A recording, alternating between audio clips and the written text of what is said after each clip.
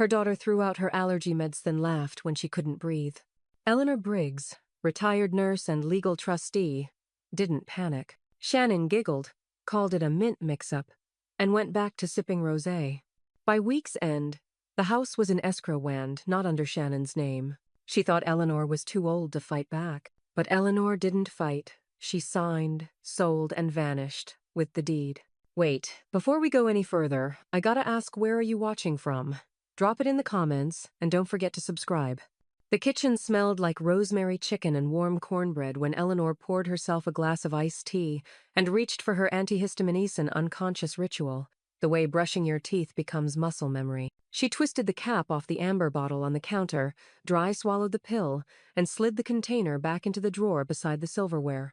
Dinner was Shannon's Friendsgiving preview night, an exhausting excuse to invite over neighbors and show off seasonal tablescapes. Eleanor had cooked most of the meal, of course. Shannon didn't like touching raw meat.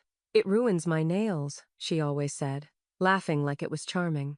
By the time the last candle was lit and the guests started to gather around the table, Eleanor's throat was itching. At first, she thought it was the dry air or maybe the dust from the decorative pine cones, but within minutes, her skin started to prickle. She shifted in her seat, trying not to make a scene, her hand reaching instinctively for her wrist where hives were rising in angry, red patches. Shannon noticed. "Oh my God, you're blotchy." She leaned over and giggled.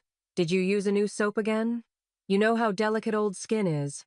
Eleanor opened her mouth to speak, but her voice came out thin, rasping.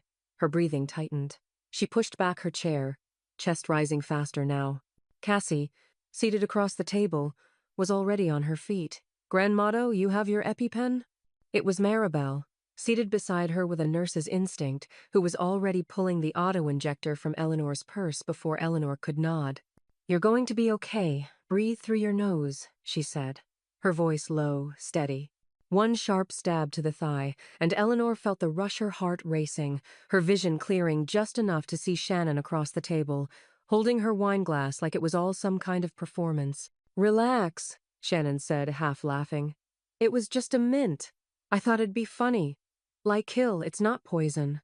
The silence that followed cracked like ice. Justin stood frozen between them, a nervous smile tugging at his mouth. "She's okay now, right? No harm done?" Cassie spun on him. "Are you serious?" Eleanor didn't speak. Not yet. Her hand trembled slightly as she dabbed at her lip with a napkin. Her throat was sore, but not closed. Not anymore. 10 minutes later, the guests had cleared out early. Awkward excuses about work in the morning. Shannon pouted as she loaded the dishwasher, still insisting it had been just a mix-up. Eleanor sat in the quiet of her bedroom, now changed into a cotton nightgown, knees still weak from the adrenaline. Cassie knocked and entered with something in her hand. "I went looking," she said, voice low. This was in the guest room trash. She held up the real bottle, still sealed, label crisp and unbroken. The antihistamines Eleanor kept religiously, the ones her allergist had warned her not to miss. Eleanor turned the bottle in her hand. "She threw out my meds. On purpose." Cassie nodded slowly. "She said it was a joke, but that's not a joke." "No," Eleanor said, her voice regaining weight. "A joke doesn't end with an EpiPen." Downstairs, laughter drifted up faintly. Shannon was on the phone, probably posting to her stories, spinning the narrative. Maribel appeared in the doorway, her voice quiet but steely. "You need to stop pretending she's careless," she said. "She's hostile. There's a difference." Eleanor looked at the pill bottle in her hand, then at the faint red welt still on her wrist. "I know," she whispered. She opened the drawer of her bedside table, pulled out a yellow file folder labeled Trust, Briggs House, and set it on her lap. She stared at it for a long moment before slowly flipping it open, her thumb tracing the bold black ink of her own signature. Outside, a car door slammed. Shannon's laughter rose again, high-pitched and tinny. Eleanor didn't look up. She just said, without emotion, "Tomorrow, we start cleaning house." The next morning, Eleanor sat at the far corner of the local credit union's linen slacks, blue blouse, leather binder zipped tight in front of her. Her lipstick was a shade darker than usual, deliberate. Her tea sat untouched. Across from her, Howard McCann opened a manila folder and slid it toward her like a man used to delivering final decisions. Still under the trust, he said, tapping the document with one thick finger. Titled to Briggs Living Trust. Beneficiaries listed, for now. Eleanor adjusted her reading glasses, though she didn't need them to see the bold name typed in the trustee line. Eleanor J. Briggs, sole grantor, sole authority. Then it's time, she said, her voice smooth but pointed. Initiate the silent clause, strip them out. Howard gave her a look not questioning her, but weighing the risk. They'll find out eventually. She smiled faintly. Eventually is too late for them to stop anything. He clicked his pen and filled in the revocation line with neat strokes, then slid her the signature page. As Eleanor signed, a slow exhale left her chest. Not relief, not yet. Just confirmation that the next door was open. Back at the house, the late morning quiet hummed with the sound of the dishwasher cycling. Eleanor stepped lightly across the kitchen tile, noting every small mark she once cleaned, every cabinet she refinished by hand. The house didn't feel like home anymore. It felt like a stage she'd been shoved off of. On the kitchen island sat a stack of delivery boxes, Shannon's latest impulse, a 5-tier shelf for Cassie's room, a velvet bench for the foot of their bed, and a Live, Laugh, Love canvas in gold cursive. She never bought furniture that wasn't meant to be seen by others. Eleanor didn't touch a thing. She moved instead to the downstairs study her space, never redecorated, filled with oak bookshelves and the scent of lemon oil, and picked up the cordless phone. Maribel, she said as soon as it rang through. Do you still know that realtor you trust, the one who handled the Kingsley sale last year? Elaine? Of course. You want me to call her? Not yet, Eleanor said. But soon. I just wanted to know she's still sharp. Maribel didn't ask more than she needed to. She only replied, You always warned them, Elle. They just didn't think you meant it. No, Eleanor said, eyes drifting to the framed photo on the wall, her and Justin at his college graduation, both beaming. They never read what I actually signed. Hours later, with the house empty, Shannon at brunch, Justin at his monthly wellness coaching session, Eleanor met Elaine in the driveway. No for sale signs, no contracts yet. Just interior photography.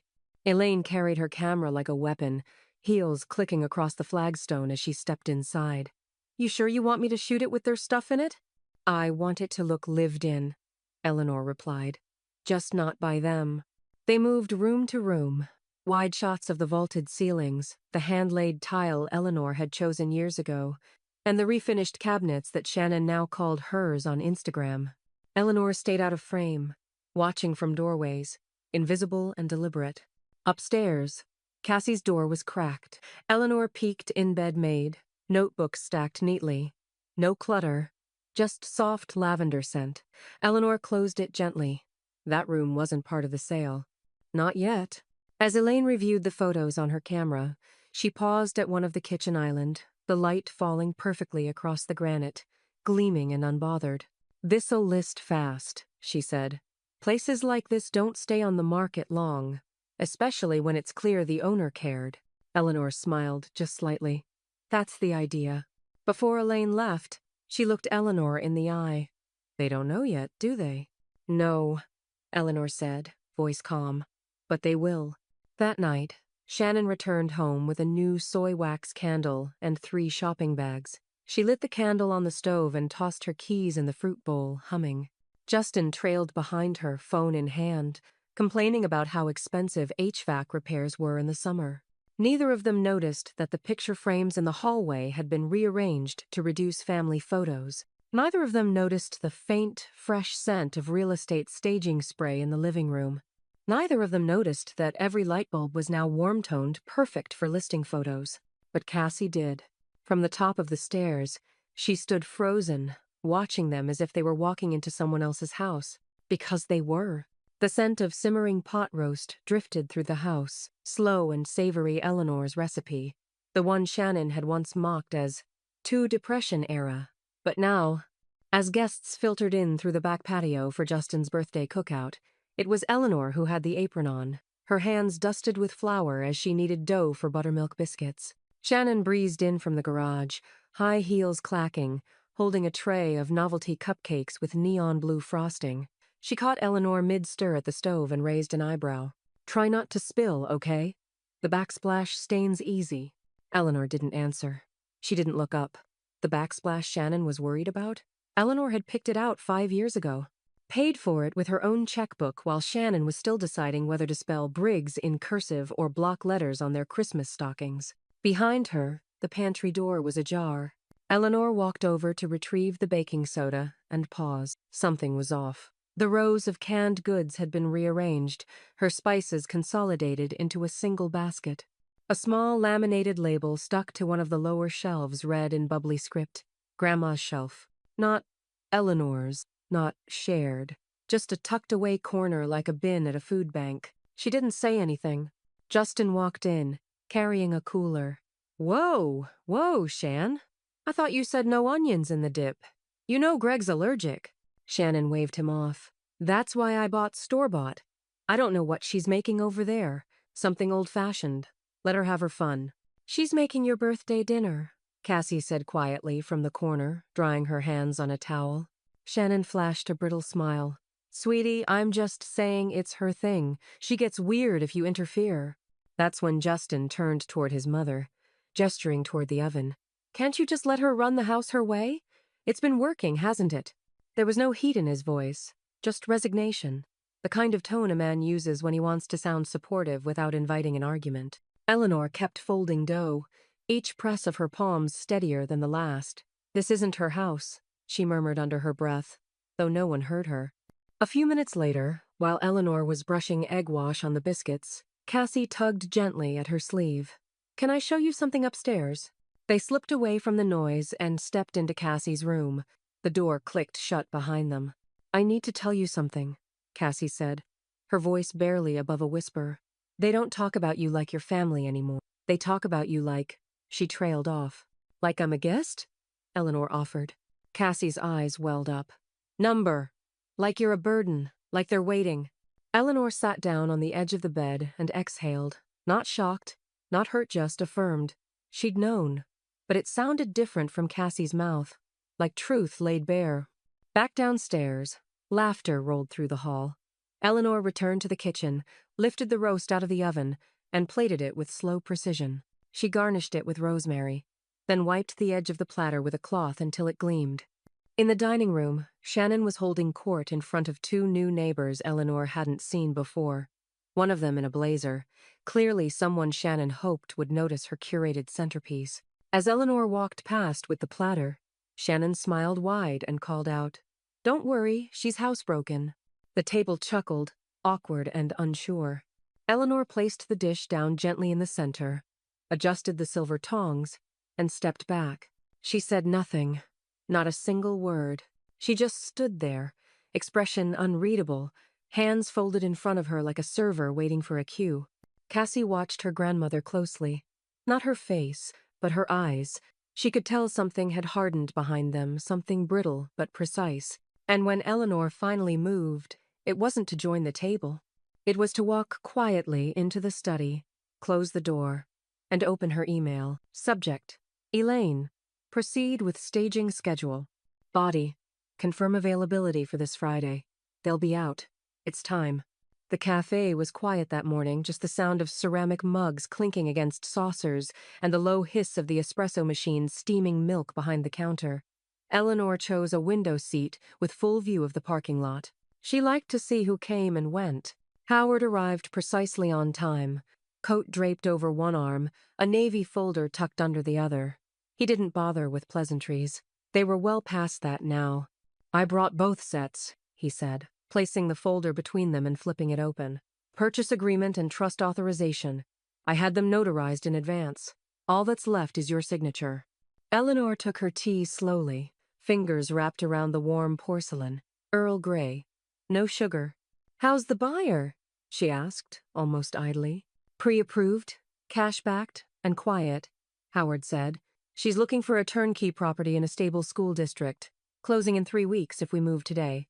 Eleanor didn't nod, didn't blink. She picked up the pen, turned to the last page, and signed with steady strokes. "Sell it out from under them," she said, setting the pen down like a final chess piece. Howard didn't smile. He didn't need to. This was a contract, not a celebration. Outside the cafe window, a young couple walked by pushing a stroller. They paused to admire the seasonal display in front of the florist shop next Dortney pumpkins, bronze mums, a chalkboard sign that read, "New beginnings are still beginnings." Eleanor finished her tea in silence. Back at the house, Shannon was staging her own version of permanence. The mid-morning light flooded the kitchen where she hovered with her ring light and phone stand, snapping photos of fresh tulips in a white pitcher and Eleanor's pot roast, leftovers artfully arranged on stoneware. Her voice drifted down the hallway in a sing-song chirp. Just a little number homeowner life glam. This kitchen is my happy place, honestly. She uploaded the post with a soft filter, slapped a few hashtags underneath, and set her phone down just as a notification popped up. Maribel commented on your post. Enjoy it while you can. Shannon frowned at the screen, then rolled her eyes. Boomers and their weird shade, she muttered. Upstairs, Eleanor watched the entire post unfold from Cassie's phone. She really believes it's hers, Cassie said, her face unreadable. Eleanor stood in the doorway, arms folded. That's the thing about borrowed spaces. People forget who unlocked the door. Cassie turned to look at her. And now? Eleanor's voice was calm. Now I'm locking it behind me. Later that afternoon, Eleanor opened her laptop and clicked through the updated documents Howard had already filed with the county. Her name still sat at the top, bold and unchallenged. The trust authorization stamped executed. The sale contract tagged pending. The house was already shifting from memory to transaction. And still, downstairs, Shannon was posting selfies with fresh tea towels and calling it permanence. That night, while Eleanor loaded the dishwasher with surgical efficiency, Justin came in, scratching his head absently. Hey, did you move the lawn furniture? I thought it was out back. It's in the garage, Eleanor said, not turning. Elaine suggested it for staging. Too much clutter distracts buyers. Justin froze. Staging? Like real estate staging? Eleanor finally turned, drying her hands on a linen cloth. You'll see, she said, her voice like the calm before a legal storm.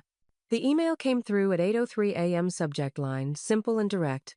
Offer received, $12,000, over asking. Buyer ready to escrow immediately. Eleanor stood at the kitchen sink when she read it, steam rising from the ceramic mug in her hand. The sunlight caught her silver hair just so, catching strands like wire. She didn't smile. She didn't blink. She just stared at the screen for a moment longer, then tapped the reply button. Proceed. Accept. Lock it in.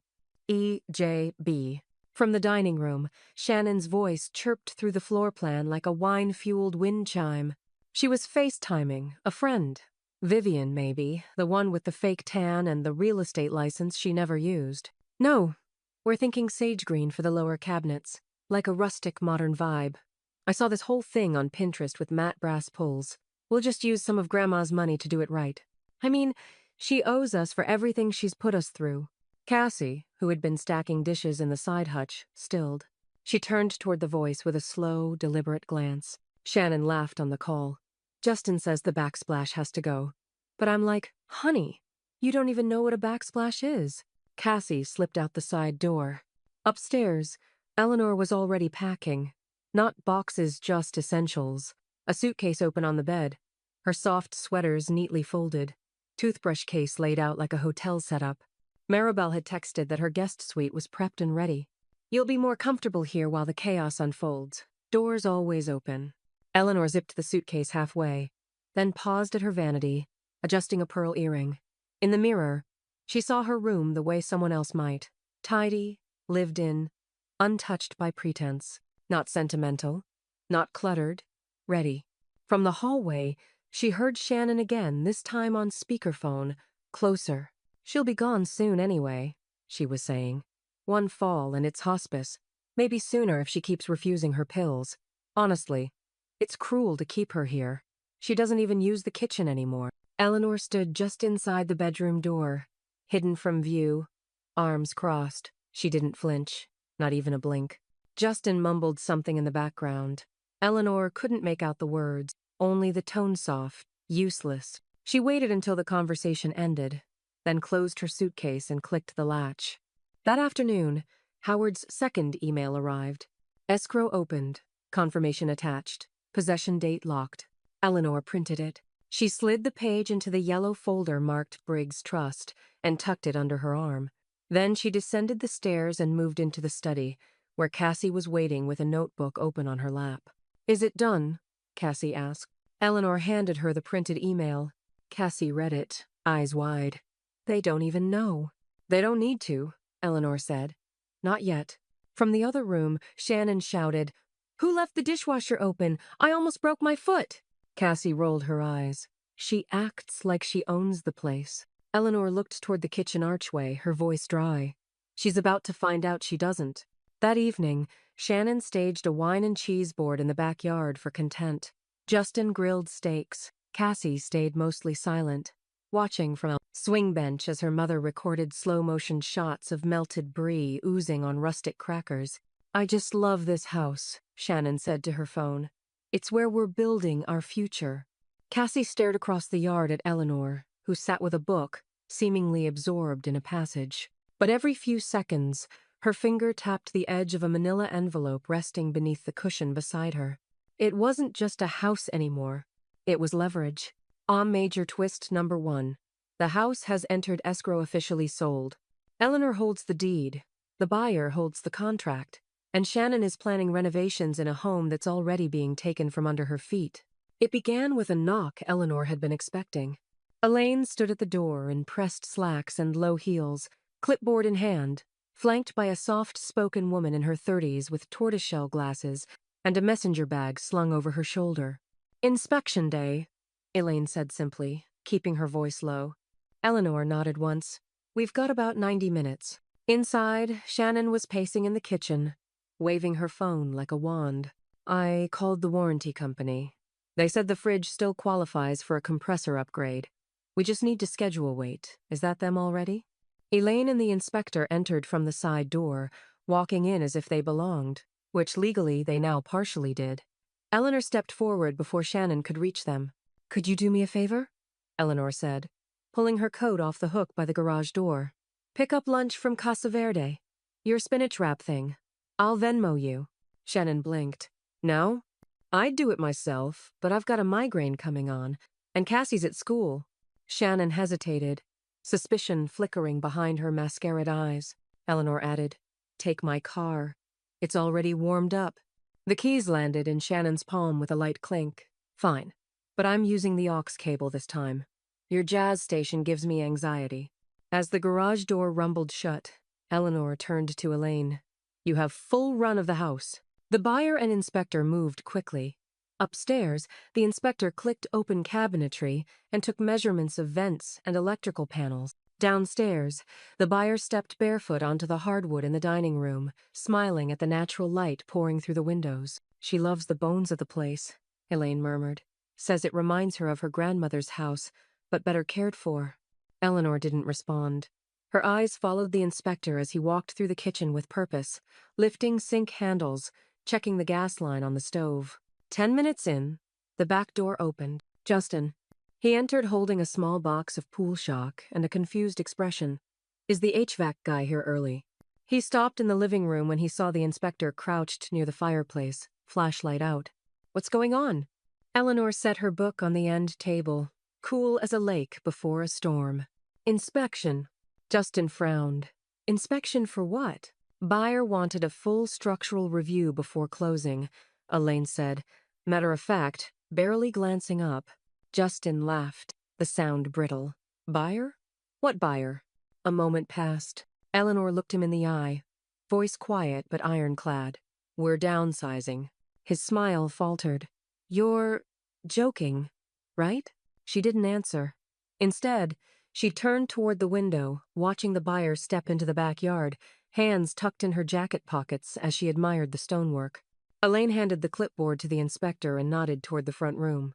"Let's check attic access next." Justin stood there, arms limp at his sides, the box of pool chemicals slowly tilting in his grip. "Mom," he said, his voice suddenly thin. "This is our house." "No," Eleanor said softly, not even turning. "It's mine. You just forgot that." Through the window, the buyer looked back toward the house and smiled. She had no idea whose illusions were unraveling inside. And Eleanor had no intention of stopping the clock now. Shannon burst through the front door 20 minutes after the inspection wrapped, carrying a half-smashed spinach wrap and a drink sloshing over its plastic lid. "You sent me out during a showing?" she shouted from the entryway, eyes sweeping across the living room like she was looking for a mess to blame.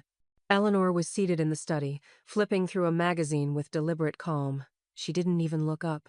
Shannon stormed in, eyebrows drawn and voice sharp. "What is going on?" Eleanor closed the magazine slowly, as if marking her place in time as much as on the page. "I'm selling my property." There was no venom in the words, no raised voice, just clarity, sharp as glass. Shannon blinked, momentarily thrown off by the calm. "You mean this house?" She pointed downward, as if there might be another one hiding beneath the floorboards. "The one we live in?" Eleanor nodded once. "Correct." Shannon's mouth hung open. Then she scoffed. "You can't just what? Kick us out? We've been here. For years. We built our lives here. You've lost it." From the top of the stairs, Cassie appeared briefly, watching the scene unfold. Her eyes met Eleanor's for half a second before she disappeared down the hall, door closing behind her with a soft but unmistakable click. Eleanor's phone buzzed in her cardigan pocket. She didn't check it. Justin barreled in from the backyard, phone already pressed to his ear. "Howard's not picking up. He's probably in court or something. He'll clear this up." "You think Howard doesn't know?" Eleanor asked. Justin froze. "Wait. He knew? He helped? He drafted it." Shannon's face went red, a flush crawling up her neck like heat from a boil. She grabbed a drawer from the hallway console and slammed it shut, the echo reverberating through the plaster like a starting gun. "This is elder abuse," she yelled, eyes wild. "You're not well. This is coercion. You've always hated me, and now you're punishing Justin to get to me." Eleanor stood. Slowly, with the steadiness of someone who has nothing left to defend, she walked to the secretary desk in the corner and opened a drawer. From it, she pulled a single sheet of crisp paper in a transparent plastic sleeve. She walked it over and laid it gently on the dining room table. "Is that what the judge will think?" she asked. Shannon didn't move at first. Then she stepped forward, squinting at the document. Her mouth moved silently, tracing the legal language, the stamped notary seal, the unmistakable title, Briggs Living Trust, updated beneficiary exclusion and property transfer clause. Her face drained of color. "I don't understand," she said, voice faltering. "No," Eleanor said. "You never did." From upstairs, a soft dinga text, "Cassie." Eleanor pulled out her phone and read it. "I'm so sorry. I'm staying in my room. I can't watch this." She didn't respond. Not yet. Instead, she returned to her chair in the study, unfolded her glasses, and opened her magazine again. Justin lowered his phone, staring at Eleanor like he was seeing her for the first time. "Mom, this isn't you." Eleanor turned the page. "Then you never knew me at all." By morning, the legal notice was taped squarely on the stainless steel fridge. Door-centered, level, impossible to miss.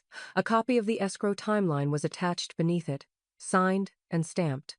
Above the bullet points in bold, notice of possession transfer, 17 days remaining. The kitchen, once curated with curated clutter-succulent pots, mismatched mugs, candles with hollowed wick snow felt staged again. Clinical. Every object had intention. Every word on that fridge cut through the silence like a knife through fondant. Justin stood in front of the notice, eyes scanning the paper again, as if reading it slower would make it kinder. His voice cracked when he finally spoke.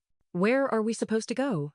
Eleanor didn't look up from the table, where she was quietly folding dish towels into a cardboard box. "I suggest," she said evenly, "you start with somewhere you pay for." Justin winced like he'd been slapped. "You know, we can't afford rent around here. We thought this was permanent." Eleanor folded another towel, the gesture precise, almost reverent. "That was your first mistake. Assuming what isn't yours is permanent." The front door opened. Maribel entered, arms full of flattened moving boxes, her face set in a look that warned, "Don't try me today." "I brought the wardrobe ones too," she said, setting them down beside the pantry. "Easier for bulkier items." Shannon appeared from around the corner like she'd been waiting for a cue. "Oh, you brought reinforcements," she sneered. "How poetic." Maribel didn't flinch. "Number I brought the consequences." Shannon crossed her arms. You always did love playing the part of loyal sidekick. Guess it pays better than dignity. Maribel stepped closer. You think dignity is clinging to a house you never owned. I'm here because Eleanor asked. You don't ask anyone. You expect. Justin murmured. Shan, let it go. But his voice had no force behind it. Shannon turned on her heel and stormed upstairs. The sound of her footsteps too loud, too sharp. Doors opened and slammed. The start of her tantrum, not her packing. Eleanor continued folding in silence. Her phone buzzed on the table. Elaine, realtor. Buyer wants to meet. She's in love with the story of the house. Says it feels eldest loved. Wants to see the place again before close. Eleanor read the message twice, then typed back. Schedule it for Friday. She slid the phone into her cardigan pocket and reached for another box. Cassie appeared in the hallway, holding a stack of books. Can I put these in the car? She asked quietly. Eleanor nodded. Passenger seat. Don't stack them on the coat box. Cassie hesitated. Are they really going to leave? They'll have no choice. Eleanor didn't say it as a threat. She said it like gravity. From upstairs, music started blaring Shannon's playlist, the one with the curated image of high heels and a champagne flute. Eleanor didn't look up. Justin, still standing at the fridge, finally pulled the notice down and stared at it like it was written in another language.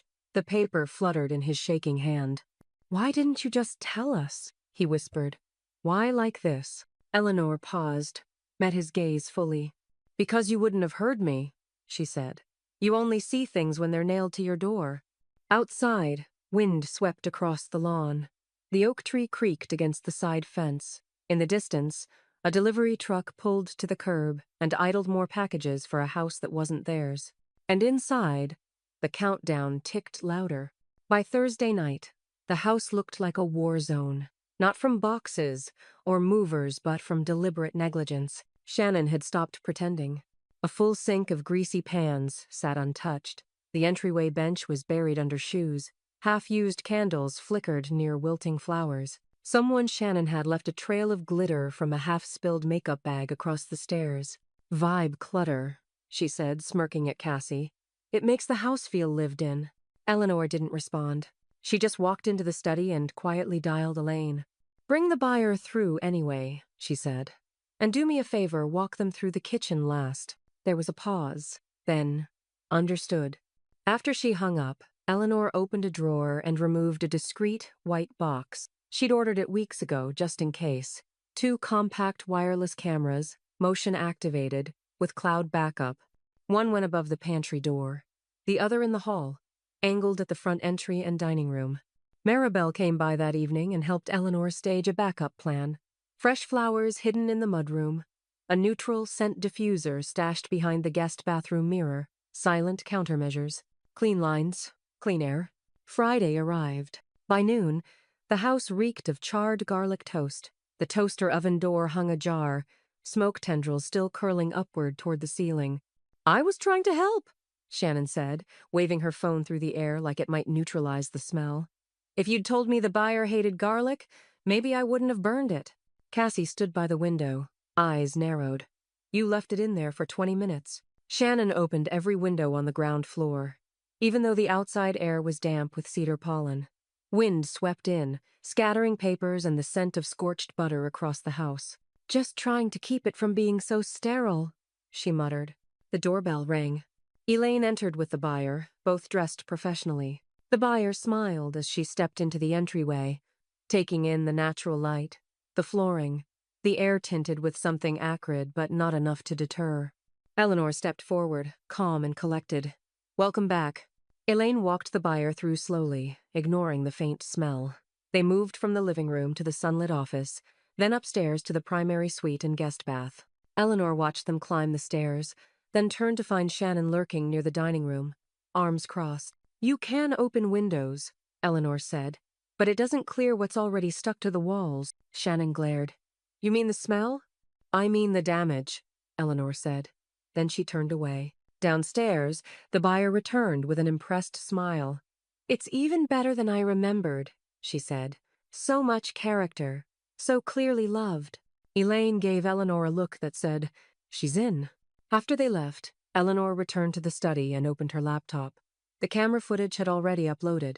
There was Shannon, caught mid-toast charring, then dramatically flinging the window open. There she was again, yanking flowers from a vase and dumping them in the trash. Elaine texted 5 minutes later. Buyer's ready to close early. Wants to be in before school starts. We can move up the timeline if you want. Howard called that evening. I reviewed the footage Elaine sent me. You want to sue for interference or obstruction? Eleanor stared out the window where Shannon's pink flamingo garden stake still pierced the mulch like a cheap insult. No, she said, voice steady. I don't want to fight. I want them gone. Howard's voice was low. Then we'll accelerate. I'll prepare the revised close. Eleanor looked over at Cassie, curled up on the couch with a book, earphones in. How soon can it be done? 7 days, Howard said. If the buyer's willing. She is. Eleanor hung up. Outside, Shannon and Justin were dragging patio cushions in from the rain, bickering quietly. Shannon kicked a planter in frustration. Justin said nothing. They had no idea they'd just lost a week they didn't have. The contract closed electronically at 2:46 p.m. on a Tuesday. Eleanor sat in Maribel's guest room, legs crossed, laptop propped neatly on the bed tray. She clicked the final signature field and watched the screen refresh. Transaction complete. Possession transfer in 5 days. No champagne, no ceremony, just silence, broken only by the soft hum of a ceiling fan and the hollow thud of her pulse in her ears. A different kind of victory earned with restraint, not noise. Meanwhile, back at the house, Shannon was uploading photos of the backyard roses. The caption read, Summer's last bloom, feeling so lucky to have landed in our forever home. Number roots run deep, number grateful heart. Eleanor saw the post 5 minutes after it went live. She didn't bother to screenshot it. She didn't need to. That afternoon, Justin stood in the garage, scrolling quietly through rental listings on his phone, thumb hovering over one in Round Rock that allowed dogs and offered 2 free months for qualified tenants. He hadn't shown it to Shannon. Not yet. Instead, he sent a link to his own email with the subject line, Plan B. Inside, Cassie was folding laundry in the corner of her room, earbuds half in. The energy in the house had turned metallic, tight and buzzing like the pause before a thunderclap. She kept catching herself holding her breath. She knocked gently on Eleanor's door before dinner. Can I come with you? She asked. After the move? Eleanor was brushing her hair. She paused and turned to face her granddaughter in the mirror. I mean, visit, Cassie added quickly, her voice small. I just don't want you to cut me off, too. Eleanor set the brush down and turned. I'm not cutting you off, she said. I'm cutting you loose, Cassie blinked. What does that mean? It means, Eleanor said, voice soft but firm. You won't have to tiptoe around me anymore. You'll be able to find me without going through them. Cassie looked at the floor and nodded. Tears threatening but not falling. Eleanor stood and gently touched her shoulder. I'll always answer when it's you. Downstairs, Shannon reheated leftovers in the microwave like it was a normal night. She talked loudly to no one in particular about Trader Joe's discontinuing her favorite balsamic glaze. Justin pretended to listen. His thumb hovered over another rental listing. Outside, a large white truck rolled down the street, slowing as it reached their house. Cassie glanced out the front window. Is that? Eleanor nodded once. Staging pickup. They're coming for the buyer's furniture drop-off next. Should we tell them? Cassie whispered. They'll know soon enough. As the truck idled in front of the house, a neighbor paused mid-dog walk, curious. Maribel waved from her porch, like she'd been expecting it. Justin came out onto the porch with a half-empty glass of iced tea, saw the logo on the truck door, Lone Star Estate Relocation, and blinked hard. Hey, he called inside. Did someone schedule a delivery? No answer. He looked down at his phone again. This time, he opened the rental listing and started typing out an inquiry.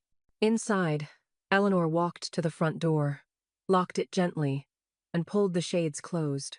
Dinner was roast chicken and wilted spinach, the last full meal Eleanor would ever cook in that house. She moved quietly through the kitchen, plating everything with clinical neatness.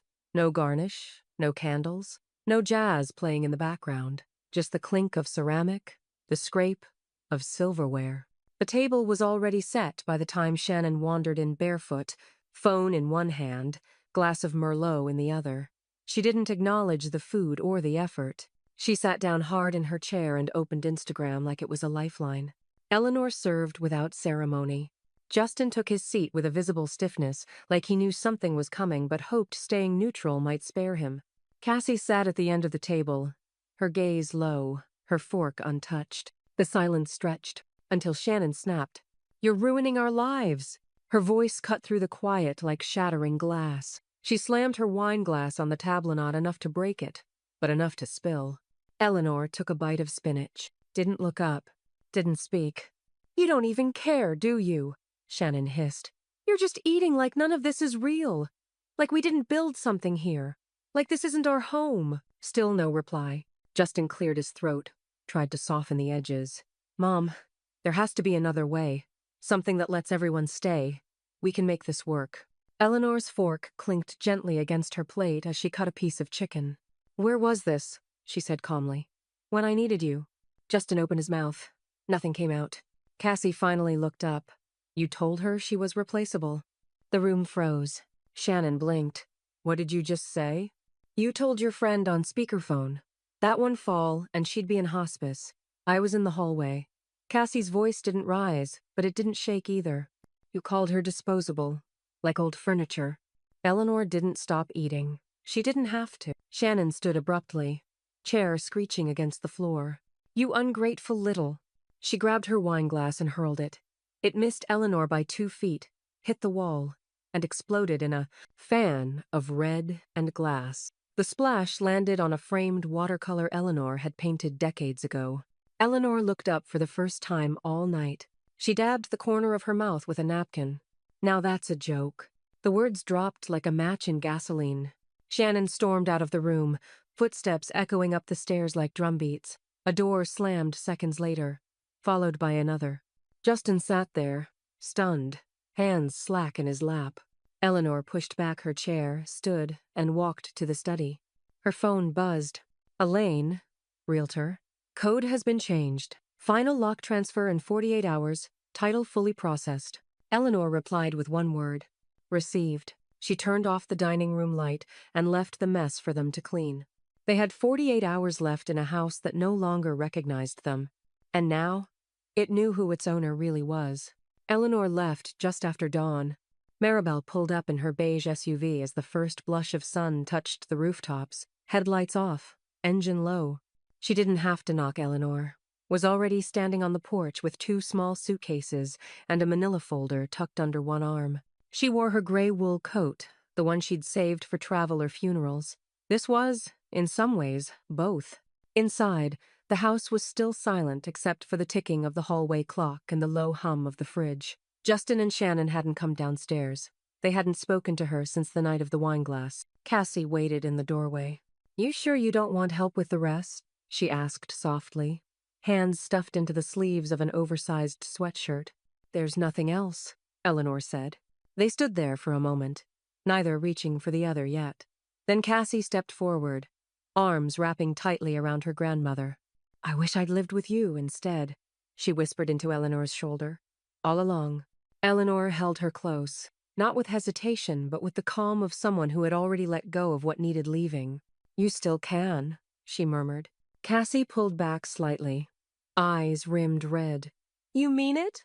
Eleanor looked her in the eye. "I'll have space and rules, but I won't make you apologize for being loyal." Maribel emerged from the car, opened the trunk, and began arranging boxes. Nothing frantic, just efficient, practiced motion. Eleanor handed Cassie an envelope. "Don't open it here." Cassie nodded, tucking it into her pocket. From an upstairs window, Shannon watched with narrowed eyes, a coffee mug in hand. Her hair was still pinned from sleep, face bare, phone clutched tightly but unused. Behind her, Justin sat at the edge of their bed, laptop open to a rental application screen, half-filled and blinking. Down below, Eleanor stepped off the porch for the last time. She didn't glance back. As Maribel closed the trunk, she gave a nod, part confirmation, part salute. "Ready?" she asked. "Let's go." Cassie stood at the edge of the driveway as the SUV pulled away, hand raised but unmoving. She didn't wave, just watched. The moving truck rolled in 20 minutes later unmarked, efficient. A team of 2 entered with clean gloves and walkie-talkies. They began rearranging furniture, staging art, placing welcome packets on the island countertop. Upstairs, Shannon's voice could be heard snapping at Justin. Something about Zillow filters and square footage. Something about how none of this was her fault. Cassie didn't listen. She was still standing outside, holding the envelope, the wind tugging softly at her sleeves. Inside, it was a single key, and a handwritten note, "Whenever you're ready. E." It took less than an hour. Eleanor sat across from Howard in his private office, the windows tinted, the morning light diffused to a muted gold. No noise filtered in from the outside. The world had the decency to stay quiet while a legacy was rewritten. Howard slid a single sheet across the desk. "This is the final version. Your authority as sole trustee remains unchanged. Justin and Shannon are fully removed. Cassie's been added conditional access until she turns 25. Revocable only by your written instruction." Eleanor read every word, even though she already knew what it said. Her signature came slow but steady, each letter deliberate.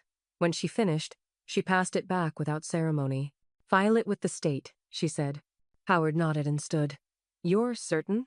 She looked at him, clear-eyed. "They inherited my silence for years. That was the gift. This is the correction." By early afternoon, the new trust had been filed, recorded, and notarized.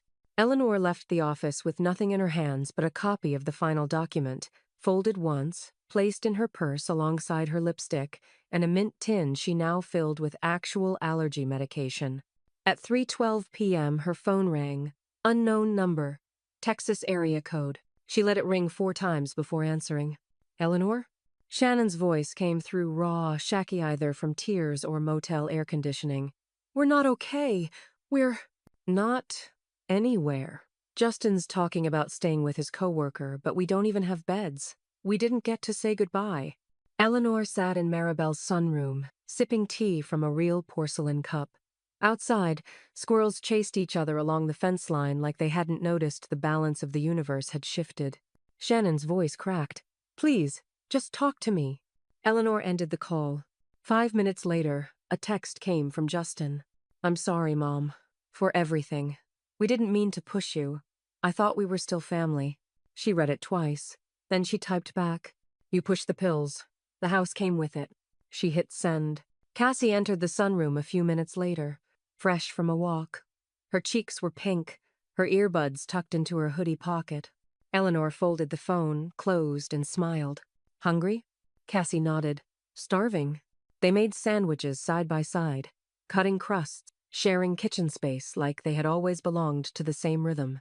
No noise, no tension, no eggshells to walk on. After lunch, Eleanor pulled out the trust documents and slid them across the table. "For your records," she said. Cassie opened the folder slowly. Her name was there clear, full, unmissable. "I don't know what to say," she whispered. "You don't have to say anything," Eleanor replied. "You just have to live in a way they never let you." Cassie hugged her tight, breathless. Outside, the wind picked up, rattling a wind chime that hadn't made a sound in weeks. A major twist number 3. Eleanor didn't just cut them off, she rewrote the future. The house is gone, but the trust lives on, secured fully for Cassie. No loopholes, no apologies, just legacy. Earned. The photo popped up on Eleanor's feed around noon. A wide-angle shot of the living room, sun pouring across the hardwood floor.